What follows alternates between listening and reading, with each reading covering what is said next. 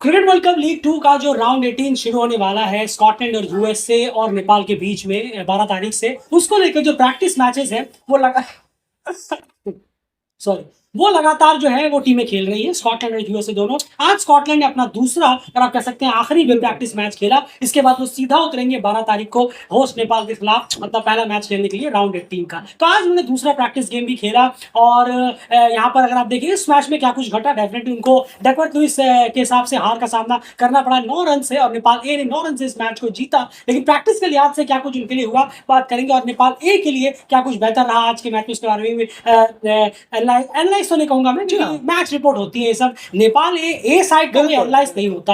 आपने तभी आप देख रहे होंगे हमारे वीडियोस हैं वो 8 साढ़े 8 मिनट में खत्म हो रहे हैं। अगर ये एनालाइज होता तो 12-13 मिनट तक जाता कहीं ना कहीं। ए साइड का एनालाइज करके नहीं बैठा जाता, ए साइड में खिलाया इसलिए जाता है कि अपनी मेन टीम के लिए कुछ प्लेयर्स निकाल सके, उनके लिए बेहतर रहता है। तो खैर लेकिन रिपोर्ट आपके सामने हम लगातार प्रेजेंट कर रहे हैं किस तरह की परफॉर्मेंस किसकी किन किन की यहाँ पर हो रही है। तो आज के मैच की यहाँ पर बात करते हैं। सबसे पहले अगर हम देखें तो आज 9 रन से जी दर्ज की टीम ने, और 300 प्लस के करीब कहना है, 306 का मेरे ख्याल से जी हाँ 303 के आसपास का जो टारगेट है वो कहीं ना कहीं चेस करके निकले थे और अच्छे खासे जा रहे थे। लेकिन एट टाइम बारिश हुई, लेकिन बारिश में वो आगे थे और 9 रन से जीतने में कामयाब हुए। लेकिन आज पहले स्कॉटलैंड की बात करते हैं। स्कॉटलैंड ने पहले बल्लेबाजी की और किस तरीके की बैटिंग परफॉर्मेंस और रन वगैरह में आज देखने को मिले इन कंपेयर टू पहले प्रैक्टिस मैच। बिल्कुल, देखिए तो आज बहुत बेहतर बल्लेबाजी नजर आई और शायद ये प्रॉपर लाइनअप भी है कि अगर आप देखें कई बहुत हाई चांसेस हैं कि यही शायद हमें बैटिंग लाइनअप स्कॉटलैंड की जो पहले गेम में उतरती हुई दिखे, बहुत करीब है कि यही लाइनअप होगी। खैर अगर हम परफॉर्मेंस की बात करें तो ओपनर में जॉर्ज मुंसे आज खेलते हुए नजर आए और आते ही उन्होंने अपने जो उनका एक रेपुटेशन है उसके अकॉर्डिंग रन किए, हाफ सेंचुरी लगाई उन्होंने। 121 की स्ट्राइक रेट से तेज बहुत खेलते हैं। और उनके साथी थे फिनले मैक्रीथ जिन्होंने 30 रन किए 44 गेंदों में। स्टार्ट जरूर मिला लेकिन मौका भुना नहीं।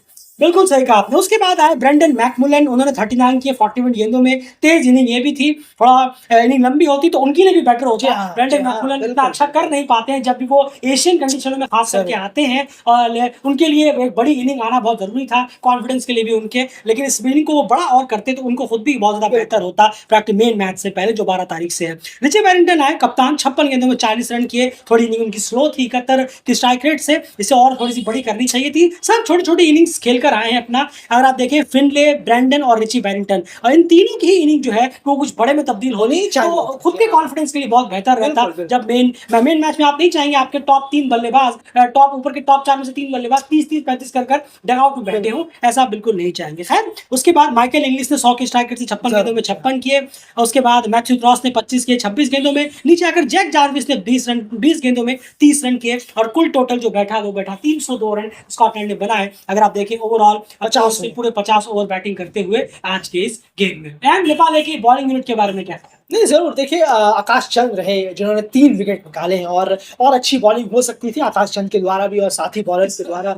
अगर आप देखें पवन शराफ ने 1 विकेट निकाला है। और अगर मैं बात करूं बशीर अहमद, जी हाँ उनका स्पेल थोड़ा इकोनॉमिकल जरूर रहा, विकेट नहीं मिले जरूर थोड़े से कुछ विकेट जुड़ जाते तो ये स्पेल और बेहतर हो सकता था। लेकिन साथी बॉलर्स को यहाँ बॉलिंग का मौका मिला। ए साइड है और अच्छा है कि गेम्स मिल रहे हैं और आपको डिलीवर करने का मौका मिल रहा है। आकाश चंद ने उसमें जरूर थोड़ा सा हाथ आजमाया, 3 विकेट निकाले, पर थोड़ा और बेहतर परफॉर्मेंस बाकी बॉलर्स की तरफ से हो सकता था। अगर हम देखें इन जो बॉलर्स ने बॉलिंग कराई है इससे बेहतर किया जा सकता। बिल्कुल सही कहा। देखिए आपकी परफॉर्मेंस पे जो उंगली या सवाल उठाना है वो तब उठेगा जब आप मेन साइड में जब आप मेन साइड में जाकर आपको मौके मिलेंगे और वहां पर आप परफॉर्म नहीं करेंगे तब आप पे सवाल उठाए जाएंगे। यहाँ पर आप पे सिर्फ इतना ही क्वेश्चन मार्क लग सकता है कि आपको भर भर के मौके मिल रहे हैं, क्या आप उन मौकों को यूटिलाइज कर रहे हैं, क्या आप उन मौकों को इतना भुना पा रहे हैं कि आप सेलेक्टर्स के माइंड में ये डाल दे कि आने वाले वक्त पे हम पे भी नजर रखिएगा। आपका सिर्फ यही काम है।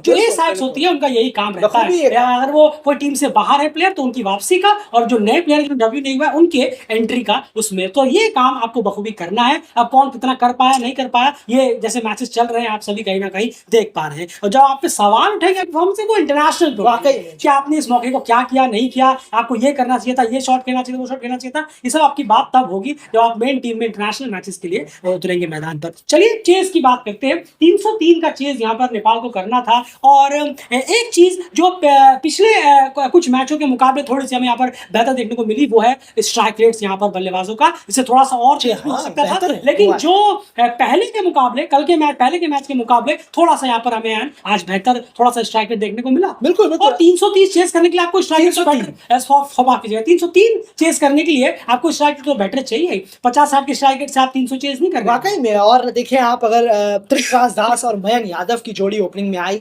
जरूर थोड़ा जल्दी आउट हुए दोनों बल्लेबाज। अब ये भी एक दिक्कत हो जाती है कि जल्दी के चक्कर में स्ट्राइक रेट तो चलिए बढ़ जाता है, लेकिन एक अच्छे स्टार्ट मिलने के बाद विकेट भी गिर जाता है, आप गवा बैठते हैं। यही हमने देखा त्रिशराज और आप मयंक यादव के साथ। स्टार्ट तो जरूर मिला लेकिन अपना विकेट भी गवा बैठे और मयंक यादव फिर से थोड़ा सा स्लोइश नजर आए अपनी बल्लेबाजी के द्वारा। बिल्कुल वहीं पर अगर आप देखें उसके बाद आप तीनों बल्लेबाजों को देखेंगे तो स्ट्राइक रेट में थोड़ी सी बेहतरी जरूर है, खास करके ईशान पांडे जिन्होंने 50 किया 53 गेंदों में, संदीप जोरा एक छोर पर डटे हुए थे 83 के कर 94 बॉलों में। दोनों की अगर आप ईशान की स्ट्राइक रेट देखेंगे तो 95 के आसपास है और संदीप जोरा की आप देखेंगे तो 89 के आसपास है, कि बहुत बेहतर है। और अगर ये मैच पूरा जाता और अगर मैच को नेपाल की डीप ले जाने में कामयाब होता तो आप इस स्ट्राइक रेट में संदीप जोरा के और इजाफा देखते, 95-96 के आसपास देखते अगर मैच डीप ले जाने में नेपाल कामयाब होता। लेकिन उससे पहले बारिश आ गई और उस वक्त पर जो नेपाल है वो स्कॉटलैंड के मुकाबले 9 रन आगे था, इसीलिए उन्हें ये जीत कहीं ना कहीं मिल गई। बशीर अहमद को यहाँ पर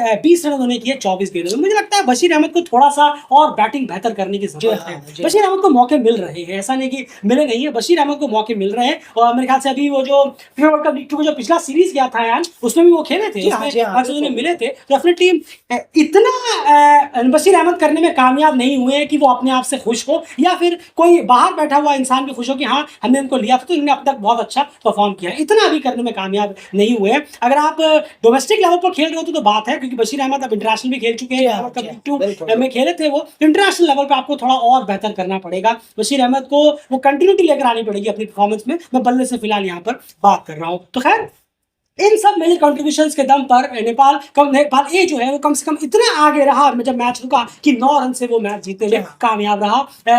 अगर ये चेज होता, पूरा बारिश नहीं होती और पूरा लास्ट तक जाता तो हमें और ज्यादा बेटर देखने को मिलता कि लास्ट तक जाते जाते अप्रोच नेपाल के बल्लेबाजों का किस तरह से है, किस तरह से उन्होंने चेज को फिनिश किया और फिनिश करते तो और बेहतरीन होता। लेकिन एट द एंड बारिश हो गई, उसको तो किसी का हाथ है नहीं। लेकिन जब तक भी लेकर गए 9 रन आगे थे और इस मैच को उन्होंने अच्छे से फिनिश जरूर किया और मैच जीतने में कामयाब रहे। एंड स्कॉटलैंड की बॉलिंग के बारे में क्या ख्याल है उनके फिगर्स? बिल्कुल, मार्क वाट का स्पेल बहुत अच्छा रहा है और ये तो one of the best spinner है ही एसोसिएट में ऑब्वियसली। और बहुत अच्छा होगा कि जब हम देखेंगे संदीप है, मार्क वाट है, इस तरह की क्वालिटी बॉलर्स जो हमें नजर आएंगे वहां पर ये काफी सारा चैलेंज देंगे सामने वाली टीम के। माइकल लीस भी हैं, आज खर्चीले जरूर गए लेकिन बहुत एक्सपीरियंस है, बहुत पुराने टीम के साथ है। और पेसर्स का भी थोड़ा सा रोल टगमगाया हुआ लगा आज। अगर हम देखें आज के डे में बजाय जो प्रीवियस मैच खेले थे स्कॉटलैंड अपनी वहां उसके मुकाबले, लेकिन वार्म अप के लिहाज से यहाँ पर आपको मौके मिले, आपने बॉलिंग कराई, आप फील्ड में आए, बेहतर है। अब आप समझ गए होंगे थोड़ा बहुत क्या कंडीशन है, क्या कहाँ रखना है। और ब्रेट क्यूरी और ब्रैंडन मैकमिलन मेन और मार्क वाट, ये 3 जने मेन जो आने वाले वर्ल्ड क्रिकेट लीग 2 के मैचेस हैं, ये नई बॉल से इनको कुछ करना होगा, जो कि हमें इस 2 मैचों में तो ज्यादा नहीं दिखा। वहां अगर दिखेगा तो स्कॉटलैंड के लिए बहुत बेहतर होगा उनके लिए, अगर ये 3 बॉलर ज्यादा चले और ज्यादा इन्होंने परफॉर्म। बिल्कुल, और अगर नहीं कर पाए तो हाल जो है कुछ इस तरीके का होगा जो हमें अभी देखने को। लेकिन स्कॉटलैंड का पूरी दारोमदार यहीं पर रहेगा। फिलहाल इस वीडियो में इतना ही। एक मैच और है यूएसए के खिलाफ, नेपाल ए वर्सेस यूएसए होना। यूएसए का सेकंड प्रैक्टिस मैच अभी बाकी है, वो परसों है, उसके भी रिपोर्ट आपके सामने लेकर हम हाजिर होंगे। फिलहाल इस वीडियो में इतना, चैनल सब्सक्राइब जरूर करें।